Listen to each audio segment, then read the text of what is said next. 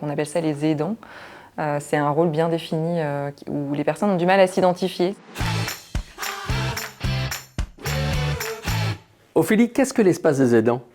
L'espace des aidants, c'est un lieu qui permet aux personnes qui aident au quotidien une personne en perte d'autonomie de pouvoir se retrouver, avoir des informations, des conseils et avoir du temps pour soi surtout, notamment par le biais de la sophrologie.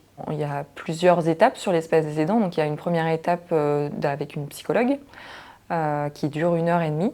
Et après, on a 1 heure avec une sophrologue. Donc les personnes peuvent rester pour les deux ou choisir, ça peut être soit l'un, soit l'autre aussi, en fonction de ce qu'ils ont envie de faire pour eux en fait. À qui s'adresse ce dispositif? Et donc du coup, ça s'adresse aux personnes qui accompagnent des personnes en situation de perte d'autonomie, qui vont être présentes au quotidien auprès d'eux, donc on appelle ça les aidants.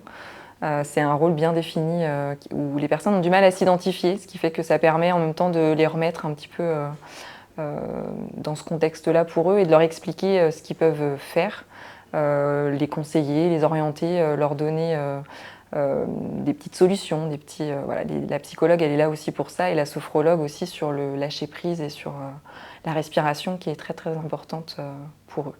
L'espace des aidants, il est ouvert à quel moment?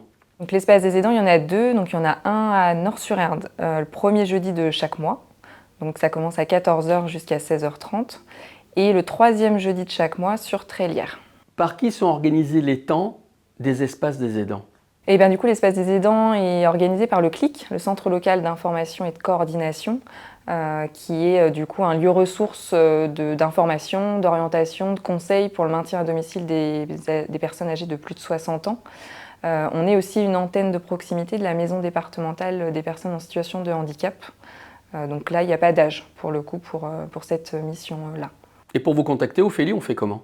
Vous pouvez nous contacter par téléphone le matin de 9h à midi pour avoir des renseignements, des conseils, des orientations ou puis après éventuellement une visite soit au bureau ou soit chez vous.